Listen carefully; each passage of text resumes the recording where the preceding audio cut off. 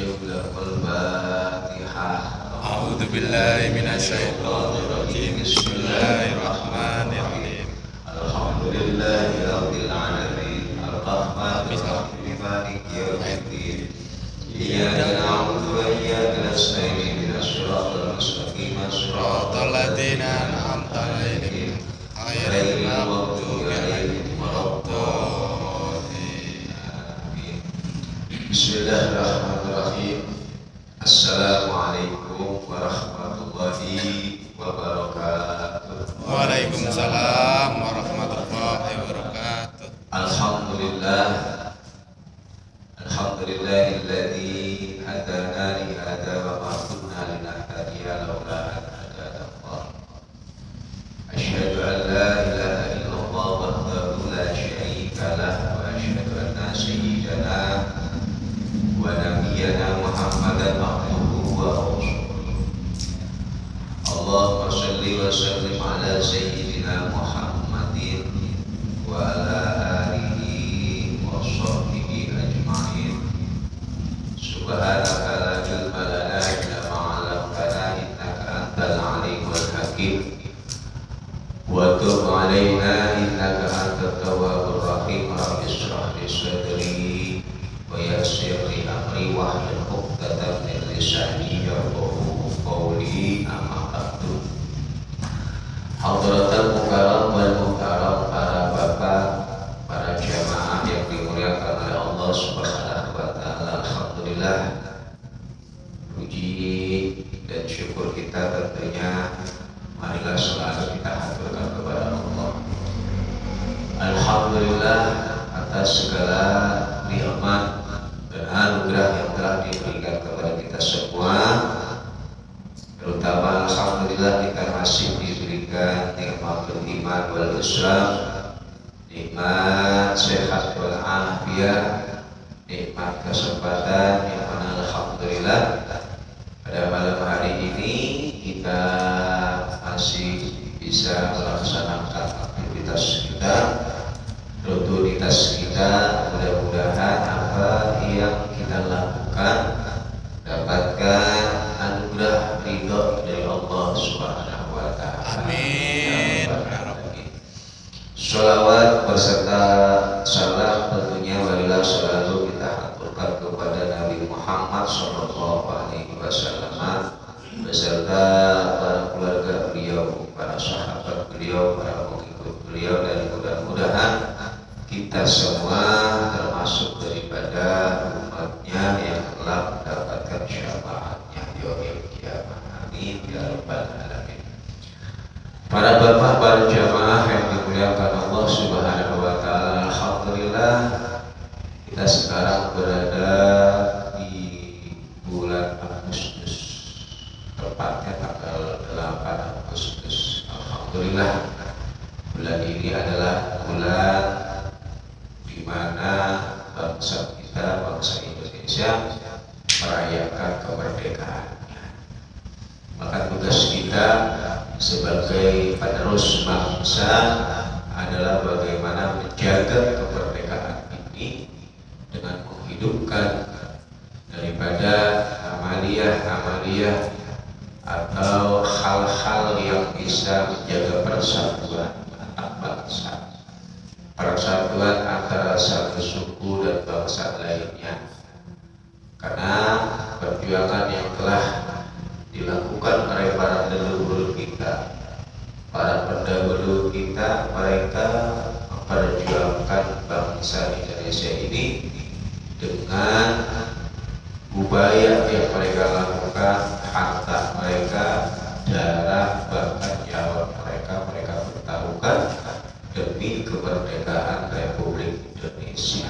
Maka tugas kita adalah menjaga kemerdekaan ini dengan mengisi kemerdekaan ini dengan hal-hal yang positif, diantaranya berusaha kita untuk mencerdaskan anak bangsa agar kedepannya bangsa kita menjadi bangsa yang maju, bangsa yang memiliki kekuatan dalam segala hal. Mudah-mudahan Allah Subhanahu wa taala selalu menjaga kita. Amin ya rabbal alamin. Hadirin para jamaah yang dimuliakan oleh Allah Subhanahu wa taala. Ini kita masih melanjutkan tentang pelajaran kita. Ya, pada pelajaran yang lalu kita telah membahas tentang berhati-hati dari minal adzil khalqi, dari menyakiti kepada yang lain. Karena itu merupakan summun qatilah, racun yang sangat mematikan. Kemudian wahdar aidan, dan berhati-hati juga min akli ghairil halal, dari memakan yang tidak halal, mengkonsumsi dari barang-barang yang didapatkan atau barang-barang tersebut yang dihukumi najis, karena itu sangat membahayakan. Ya, fa inna aklal ghairil halal yuqassiyal qalbi wa yudhlimu, karena memakan daripada barang-barang yang tidak halal dampaknya pertama akan menjadikan hati kita menjadi hati yang keras. Yang kedua, akan menghalangi hati kita untuk sampai kepada Allah Subhanahu wa taala. Yang ketiga, wa yahjubu an dukhuli hadratillahi ta'ala, dan terhalangnya kita untuk sampai kepada Allah. Wa yukhriqus siyabi, dan akan menghancurkan ketakwaan kita kepada Allah. Banyak dampak yang akan kita peroleh ketika kita mengkonsumsi daripada perkara yang tidak dihalalkan secara syariat. Yang pernah saya katakan dalam makalahnya, seorang ulama mengatakan man akalal haram asad jawarihu sya'a aba, siapa orang yang memakan barang haram asad, maka akan bermaksiat jawarihu, seluruh anggota tubuhnya, sya'a aba, mau tidak mau, akan Allah paksa dia untuk berbuat maksiat, karena memiliki dampak yang berbahaya bagi diri kita, baik secara ruhaniah maupun secara zahiriah. Maka perhatikan, atik-mat amak, jagalah makanan yang masuk ke dalam perutmu, maka doamu akan diijabah oleh Allah Subhanahu wa ta'ala. Nah ini. Kemudian qala al-Imam Abu Hanifah rahimahullah ta'ala, law anna 'abdan abadallahi ta'ala hatta shara misla hadhihi as-sariyah summa innahu lam yudri ma yadkhulu jawbahu ahalalun am haramun ma tuqbalu minhu. Andaikan seorang hamba beribadah kepada Allah Subhanahu wa ta'ala hatta shara, sehingga orang tersebut yang melakukan ibadahnya ini seperti halnya tiang yang tegak lurus, dalam artian rajinnya luar biasa, khusyuknya luar biasa, istiqomahnya luar biasa, siangnya buat puasa, malamnya buat ibadah, namun dia tidak memperhatikan mayadul jawabu, apa-apa yang masuk ke dalam perutnya,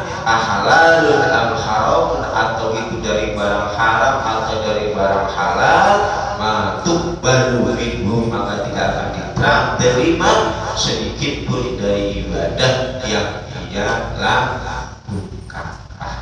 Matuk baru minhu, tidak akan diterima darinya dari ibadah yang dia lakukan, hatta ibadahnya dia ini seperti tiang listrik lurus tegak istiqomah, khusyuknya luar biasa, mantapnya luar biasa, bahkan sampai mengeluarkan air mata saking khusyuknya, ya, sampingnya luar biasa, tapi dia tidak memperhatikan masukan atau hal-hal yang masuk ke dalam perutnya, apakah itu dari barang halal atau barang haram, maka apa yang dia lakukan sama sekali tidak akan diterima oleh Allah Subhanahu wa ta'ala. Karena di dalam hadis dikatakan innallaha thayyibun la yaqbalu illa thayyiban, bahwa Allah Subhanahu wa taala itu zat yang thayyib, baik, bersih, suci. La yaqbalullah, Allah tidak akan menerima persembahan seorang hamba illa thayyiban, kecuali persembahannya itu adalah persembahan yang suci, yang baik. Makanya ketika kita ingin sholat dianjurkan berwudu terlebih dahulu, minimal kita mensucikan diri kita dari najis maupun kotoran dan juga dari dosa-dosa kecil yang ada di dalam diri kita. Karena di antara dari faedah berwudu adalah menghilangkan dosa-dosa kecil.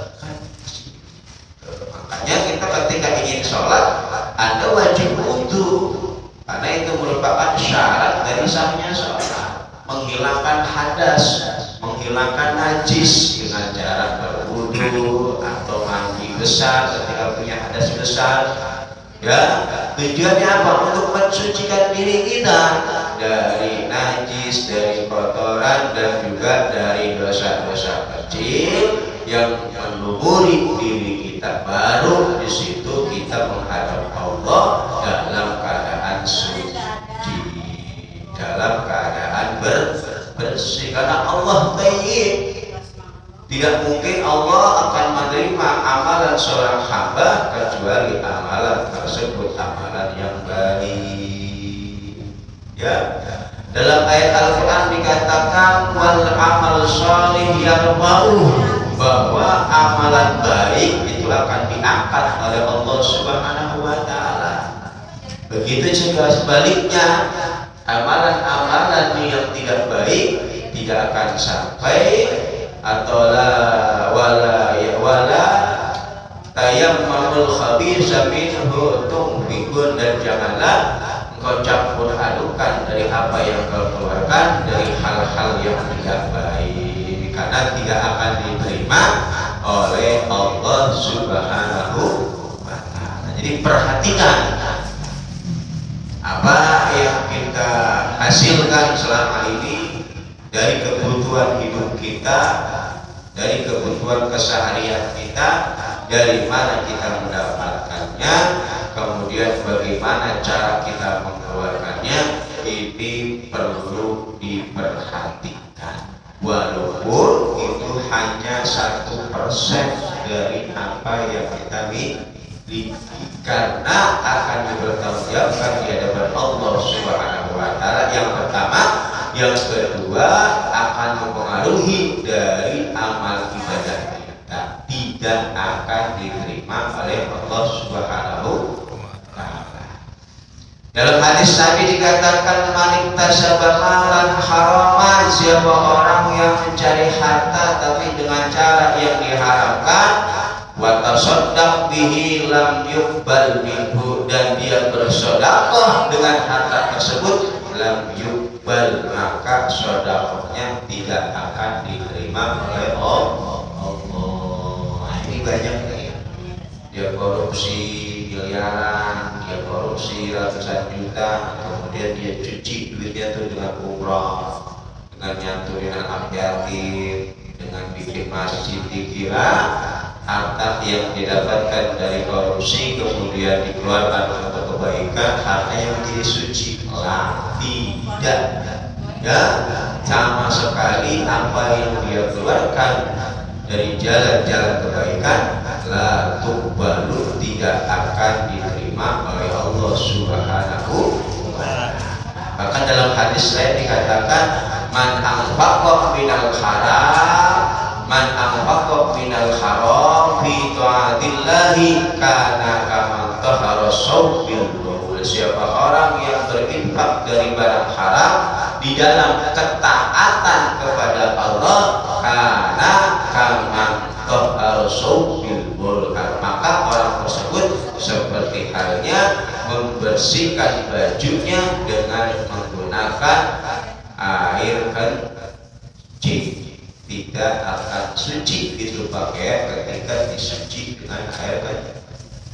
Jadi percuma dari apa yang kita lakukan ketika itu semua didapatkan dari barang-barang yang diharapkan oleh Allah Subhanahu wa Ta'ala. Nah, ini ya perlu kita pahami. Kemudian qala Abu Ishaq Ibrahim bin Adham rahimahullahu ta'ala, berkata Al-Imam Abu Ishaq Ibrahim bin Adham, atik mat amak wa ma'alika ba'da dhalika alla tasuma an-nahar wa la taqumu al-lail, yakni naflan. Kata beliau Ibrahim bin Adham mengatakan, atik perbaikilah mat amak makananmu wa ma'alika ba'da dhalika, maka setelah itu alla tasuma an-nahar, gak usah ente puasa siang hari, wala taqumu al-lail, dan gak usah malam hari melakukan ibadah, maksudnya ibadah-ibadah yang sunnah. Insyaallah hidup kita akan rapi ya, daripada kita akan memperhatikan makanan yang masuk dalam perut kita, harta yang kita cari, harta ente siangnya puasa malamnya ibadah tapi tidak memperhatikan makanan, percuma. Lebih baik Anda perhatikan asupan makanan Anda, siangnya nggak puasa, malamnya nggak ibadah sunnah, nggak apa-apa. Itu lebih selamat dan itu lebih cepat menyampaikan kita kepada Allah Subhanahu wa Ta'ala. Ini maksudnya begitu. Maksudnya sangat-sangat perlu diperhatikan tentang urusan makanan, daripada kita sibuk melakukan ibadah sunnah, puasa, sholat, haji, umroh, sedekah, tapi tak memperhatikan dapatnya dari mana. Lebih baik Anda perhatikan bagaimana Anda mendapatkan harta dengan cara betul-betul yang dihalalkan. Gak puasa siangnya, gak sholat malamnya, tapi ibadah sunnah, sholat yang wajib ya, kalau ditinggalin Anda akan selamat dunia akhirat. Daripada Anda sibuk melakukan ibadah sunnah, Anda sibuk pergi umroh bolak-balik, sedekah rajin, bangun masjid rajin, buka pesantren rajin, ngantri rakyat rajin, tapi nggak perhatikan dapatnya dari mana, percuma. Seperti hanya Anda mencuci pakaian seperti dari menggunakan air putih ya, kata beliau ya, atik mat amak.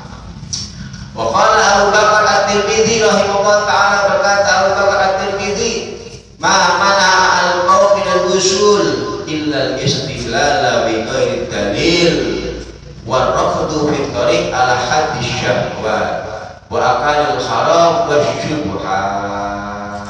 Tidaklah terhalang satu kaum dari wusul ilallah, untuk menuju Allah, illa istidlal bi ghairi dalil, kecuali yang pertama dia istidlal, mengeluarkan hujah, mengeluarkan pendapat, tetapi tanpa melalui dalil yang otentik, yaitu Al-Quran dan Sunnah. Akan sampai ya, ada ibadah tapi dasar ibadah Anda tidak tahu ya, Anda melakukan aktivitas baik tapi berhujah dari aktivitas tersebut tanpa dalil yang kuat ya. Maka penting duduk di tempat-tempat seperti ini agar kita bisa memperkuat amalan ibadah kita dengan dalil seperti tahlilan, ziarah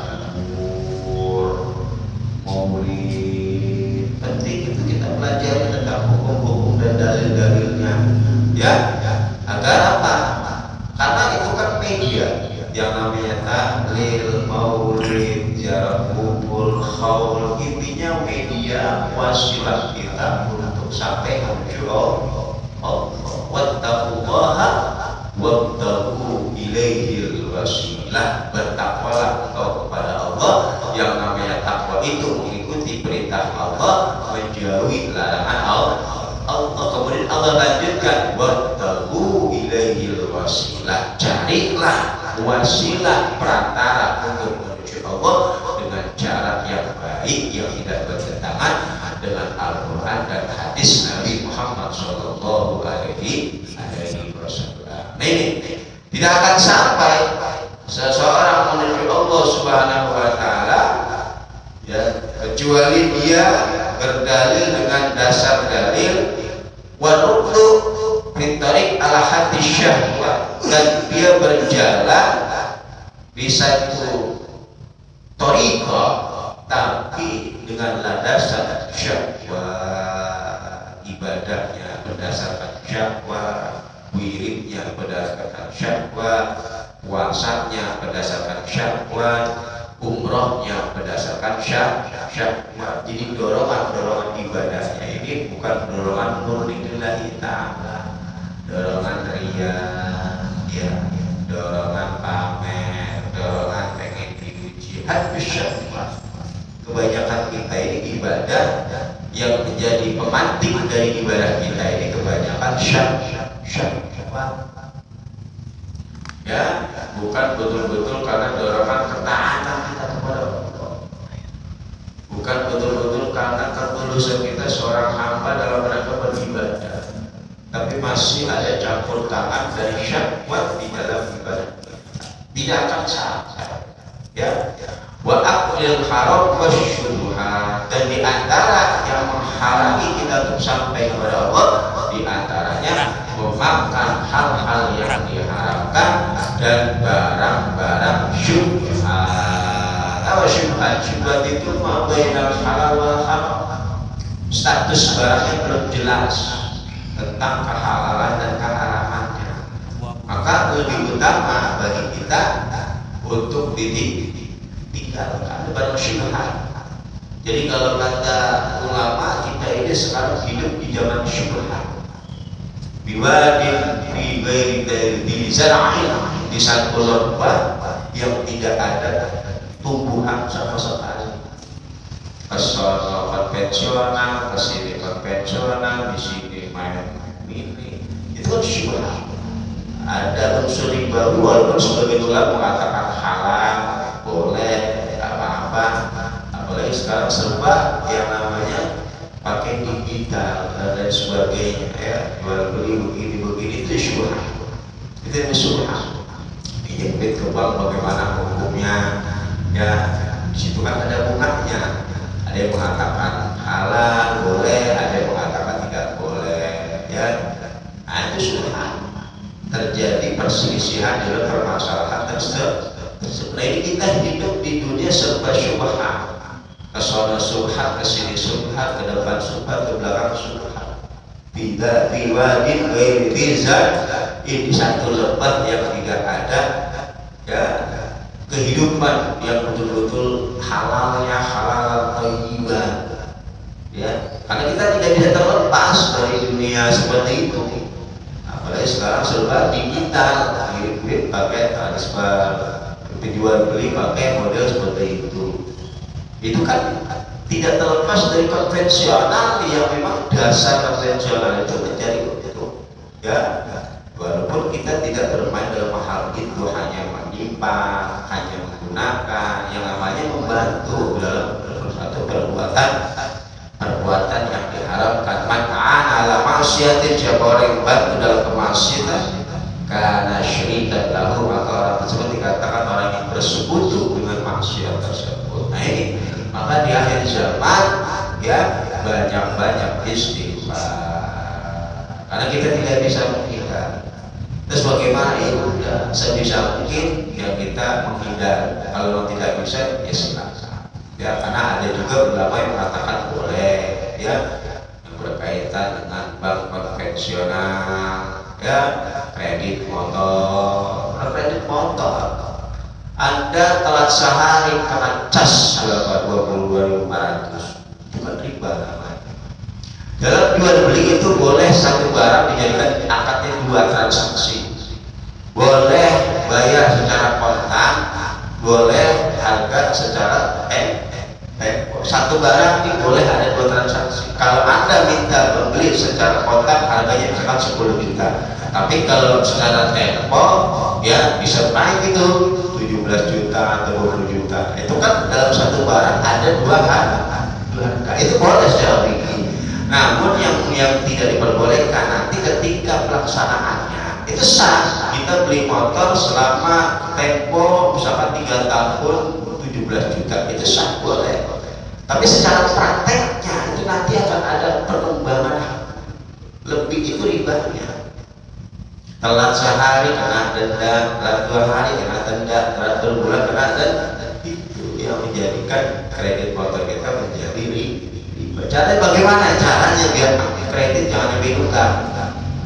Karena perjanjian di awal memang harganya sudah 17, ya harus 17 konsisten, tidak boleh naik lagi. Caranya bagaimana biar aman? Jangan sampai nunggak, syukur-syukur jangan kredit kalau punya duit, ya. Karena ini berdampak seperti itu, ya. Harga awalnya 17 juta, ketika kredit telat sehari kena denda 2 hari, itu udah riba. Ya, itu udah riba. Karena riba itu ancamannya luar biasa. Orang yang makan barang riba, orang yang bermain riba, berarti dia nantang perang dengan Allah Subhanahu wa Ta'ala. Maka perhatikan ya cara-cara kita bertransaksi. Tanya terlebih dahulu bagaimana hukumnya, bagaimana ambil rumah, ya, KPR dan sebagainya, diperhatikan, ya. Jangan sampai kita terjebak dalam masalah hal tersebut, ya, sehingga apa yang kita hasilkan ini tidak dari hal-hal yang dihalalkan oleh Allah. Kemudian waqala al-Imam Sahal rahimahullah ta'ala, berkata Imam Sahal, man lam yakun mat'amahu min halalin lam yukshab an qalbihi hijabun. Siapa orang yang makanannya tidak dari barang-barang halal, lam yukshab, maka tidak akan dibuka dari hatinya hijabun, penghalang. Tak akan sampai hatinya super, hatinya merasa gelisah, hijabnya tidak akan Allah buka. Ya, watasara'at ilai al-uqubah, dan siksaan bagi orang tersebut akan cepat Allah turunkan, baik di dunia terlebih nanti ya, siksanya cepat. Ya. Kalau kita di dunia main riba, di dunia main barang-barang halal, selamat kok Anda sukses, hati-hati, jangan-jangan itu istijab, uluran dari Allah.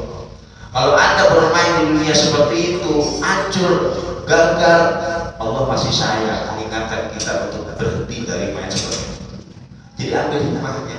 Kalau kita bermain seperti itu, sukses, maju, besar, hati-hati, jangan-jangan itu uluran dari Allah. Karena bagaimana dikatakan baik dasarnya aja sudah tidak baik, hancur, alhamdulillah, berarti Allah masih sayang. Dan harus berubah, jangan sampai ya masuk ke lubang kedua kan. Ya, kota saat kata beliau akan cepat ilaihi baginya aduh siksaan di dunia, akan Allah hancurkan, apalagi nanti di akhirat. Wala yanfa'uhu sholatuhu wala siyamuhu wala shadaqatuhu, dan tidak akan bermanfaat sholatnya, puasanya maupun sedekahnya, tidak akan bermanfaat bagi dia nanti di yaumil qiyamah. Wa qala al-Imam Sufyan, alaikum bi aklil halal wa iyyakum wa aklal haram. Alaikum, berusahalah engkau untuk selalu makan barang halal, wa iyyakum, dan jagalah dirimu untuk tidak memakan barang haram. Fa ini kuntu wa ana aklul halal aqra al-ayat wa yutahu li sab'una baban min ilmi. Karena aku, kata beliau Sufyan as-Sawri mengatakan, ketika aku memakan barang halal, aqra'ul ayat, aku membaca satu ayat, fa yutahu li sab'una baban min ilmi, aku dibukakan oleh Allah 70 bab ilmu. Dari satu ayat Allah membukakan 70 bab ilmu. Diberikan keterbukaan oleh Allah untuk memahami satu ayat, ya, memiliki 70 bab ilmu. Ya, kemudian bab halal ma'akaltu min ta'amin ma'an la yatawarra siltu aqra'ul ayat wa aradtuha fala yaftahu li babul wahidun. Dan ketika aku memakan dari makanan orang yang tidak memiliki sifat warok, nggak sengaja makan barang halal, makanan dari dikasih orang, orangnya nggak punya sifat warok, orangnya nggak punya sifat kehati-hatian, kemudian aku membaca satu ayat dan aku mengulang-ulanginya, la yuhtahu li babul wahidun, sedikit pun aku tidak bisa memahami tentang ayat tersebut walaupun hanya satu bab ilmu, tertutup ilmunya gara-gara makan barang halal, gak sengaja makan barang halal. Kata beliau, aku dikasih makan oleh orang yang tidak warok, orang yang gak hati-hati dalam masalah makanan. Aku makan makanan tersebut, aku membaca satu ayat Al-Quran, satu pun aku tidak bisa memahami tentang ilmu dari bacaan ayat Al-Quran tersebut gara-gara makannya gak hati-hati. Nah, ini menunjukkan mempengaruhi kecerdasan anak kita, mempengaruhi daripada jiwa diri kita dan anak kita. Pengen anak kita cerdas, pengen anak kita jadi orang alim, ulama, ya bermanfaat, punya ilmu, tapi kalau perhatikan masalah asuhannya, ya percuma, ya percuma. Tidak akan Allah bukakan baginya babul ilmi, bab ilmu dalam hatinya. Wa qala asy-Syaikh Ali As-Sadili rahimahullah ta'ala, man akal al-halal la anna qalbahu waraqa wa nara wa qalla nawmuhu wa lam yahjub wa lam yuhjab an hadratillahi ta'ala. Kata Imam Abi Hasan As-Sadili, siapa orang yang memakan makanan halal, hatinya akan menjadi lembut, lana qalbuhu waraqqun, dan hatinya akan menjadi nar, cahaya, akan terang, wa qalla nawmu, dan orang tersebut akan sedikit tidurnya dan dia tidak akan terhalang untuk sampai kepada Allah. Wa man akala ghairal halal qassa qalbuhu wa ghallada wa adlama wa hajuba an hadratillahi ta'ala. Begitu juga sebaliknya, siapa orang yang memakan barang haram, qassa qalbuhu, maka hatinya akan keras, wa ghallada, dan akan sama keras, wa adlama, dan akan tertutup hatinya, wa yajubu an hadratillah, dan dia akan terhalang dari menuju Allah Subhanahu wa ta'ala, wa qasura nawmuhu, dan dia akan banyak tidur. Jadi banyak tidur itu kan ada manfaatnya. Ya, orang-orang yang konsumsi barang Allah malaskan dirinya untuk ibadah kepada Allah. Wa dzalika min jumlatir rahmatillahi ta'ala, dan banyak tidur bagi orang yang memakan barang haram ini satu keuntungan. Ya, pada tadi dasarnya orang yang mengkonsumsi barang haram, maka dirinya akan dipaksa untuk bermaksiat kepada Allah. Di antaranya adalah orang yang memakan barang haram akan banyak tidur. Nah, banyak tidurnya ini termasuk keuntungan bagi orang yang memakan barang haram. Kenapa?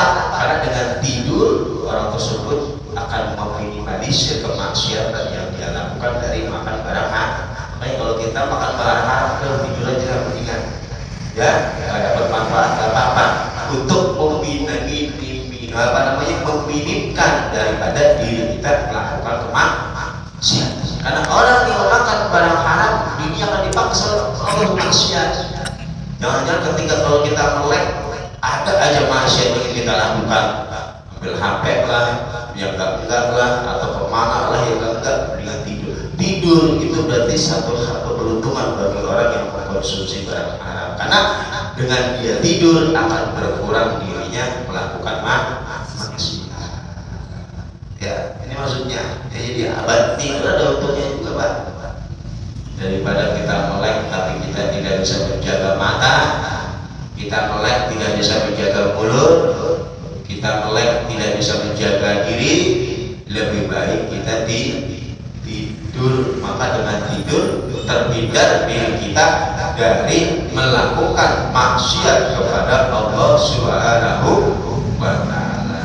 Ya, fayatafaddalullah alaihi bin naum, Allah berikan keutamaan bagi orang tersebut dengan tidur, liyuriyahu aminal ma'asi, agar orang tersebut tidak melakukan kemaksiatan. Kama annahu yatafaddalu ala ta'i bi aklil halal liyuqimahu baina yadayhi lailan wa nahar. Begitu juga seperti halnya Allah berikan keutamaan bagi orang-orang yang taat, yang memakan barang-barang halal, liyuqimahu, Allah segarkan dirinya, Allah kuatkan dirinya untuk beribadah kepada Allah lailan wa naharan, baik pada malam hari maupun siang hari. Ini tip pertama, bagaimana sih caranya biasa buat ibadah baik malam hari, siang hari. Jadi kalau bawaan kita males ibadah, diajak sholat males, diajak puasa males, diajak ngaji males. Nah, yang pertama adalah perhatikanlah apa yang masuk ke dalam perut kita, karena itu akan berdampak yang luar biasa dan prosesnya lama. Apalagi kita dulu sering mengkonsumsi itu untuk membersihkan zat-zat yang dari barang haram yang dulu itu butuh proses lama. Ya, dibersihkan dulu dengan ibadah, mengkonsumsi barang halal itu lama, butuh proses, nggak langsung taat kepada Allah Subhanahu wa ta'ala. Wa qala Sayyidi al-Khawas man akal halal ma'al ibadah wa huwa kal hamami alladhi raqada ala baydin fasidin. Siapa orang yang memakan barang haram kemudian dia ibadahnya terus menerus, bahwa kal hammam, maka orang tersebut seperti burung dara alladzi raqada, yang anggrek kalau bahasa Jawanya, ala baydin, atas telurnya, fasidin, yang sudah busuk, yang sudah rusak, bahwa yuta'ibu nafsuhu fi kulil maqam summa la yakrahu syai'an bal yakhruj, ya mundur, dia ngangremin telurnya berhari-hari namun tidak ada hasil yang dia dapatkan. Justru yang akan keluar dari telur tersebut adalah bau busuk yang tidak enak. Seperti halnya ayam, kita lagi ngangremin telur yang sudah busuk berhari-hari juga itu telur busuk, kalau dianggrem nggak akan tes yang ada, kalau pecah baunya luar biasa. Tuh orang makan barang halal kemudian dia beribadah kepada Allah, ya sama aja kita nganggrem telur busuk. Burung dara dan nganggrem telur busuk, maksudnya sama sekali nggak ada nilainya di mata Allah Subhanahu wa ta'ala. Maka itu sangat perhatikan bagi kita, ya, jangan sampai sia-sia dari apa yang kita lakukan. Wa min fasadi aklil haram istihalatuhu naran wa yadibu sijjatal fikr. Di antara daripada kehancuran memakan barang haram, dampak daripada memakan barang haram yang pertama, istihalatuhu, ya, naran, ya, makanan tersebut akan berubah menjadi api neraka yang akan membakar kita nanti di yaumil qiyamah. Istihalah yang akan berubah menjadi api yang masuk ke dalam perut kita, menjadi bara api yang akan membakar kita. Fayadhibu sijjatal fikr, dan juga akan menghilangkan, ya, kecerdasan pemikiran kita, ya, mempengaruhi daripada daya pikir kita, kecerdasan kita.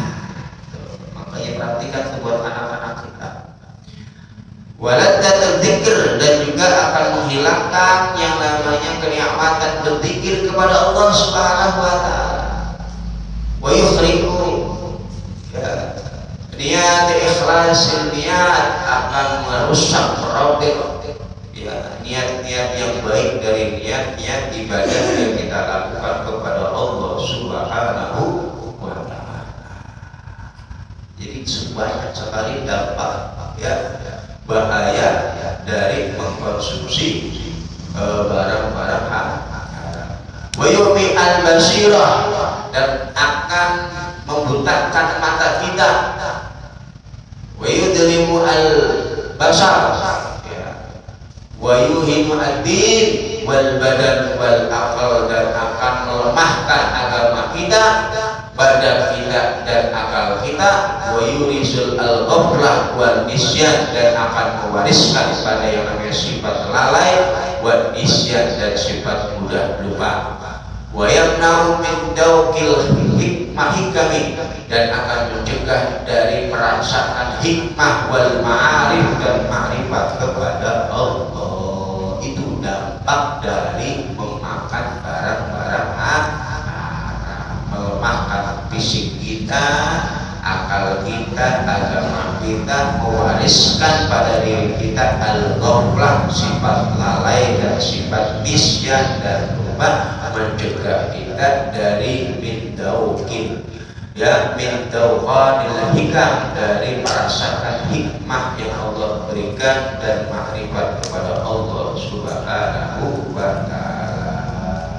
Ini ya dampak-dampak yang akan mempengaruhi dari jiwa raga kita, baik zahir maupun batin, dari mengkonsumsi yang namanya barang-barang yang diharamkan. Ya maksudnya barang haram ini bukan secara dzati ya. Jadi haram secara dzati, ada haram secara arti. Kalau secara dzat itu haram khamar, itu secara dzat itu haram. Khamar bangkai, ya ayam tirai mati kemarin, sayang daripada dibuang, nah itu bangkai.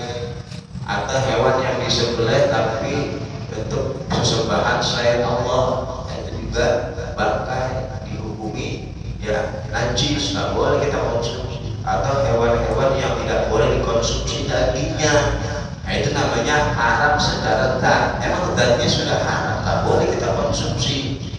Ya, ada juga haram secara bukan dzati, zatnya halal.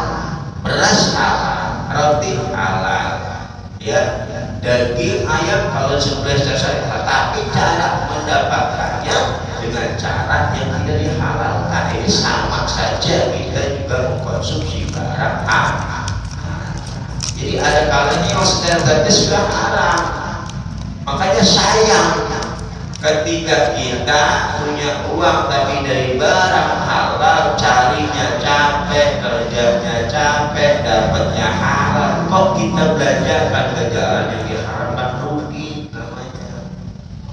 Carinya udah capek-capek tapi cara mentasarufkannya, cara mengeluarkannya tidak diperhatikan, rugi. Carinya capek, keluarinnya nggak diperhatikan kemana Anda keluarkan barang tersebut, itu juga akan dipertanyakan. Ya, maka perhatikan cara mencarinya, kemudian juga cara mengolah dan mengeluarkan barang tersebut, harta tersebut, apakah sudah sesuai dengan syariat Allah Subhanahu wa Ta'ala, sehingga nanti di yaumil kiamat kita tidak dipertanggungjawabkan oleh Allah. Karena orang yang terakhir masuk surga dari golongan Nabi adalah Nabi Sulaiman. Kenapa? Dihisabnya lama. Jadi orang kaya itu, ya orang punya harta itu hisabnya paling lama. Ya paling lama karena ditanya dari 0 rupiah yang dia miliki, dari mana ke mana, dari mana ke mana, semuanya ditanya Allah Subhanahu wa Ta'ala. Gagal sedikit akan masuk neraka. Tapi kalau orang tak punya lah, apa yang mau dihitung ya Rasul Allah? Tidak punya apa-apa, apa yang mau dihisab, mau dihitung, lolos. Tapi kalau orang-orang yang berduit, hisabnya lama, ya hisabnya lama.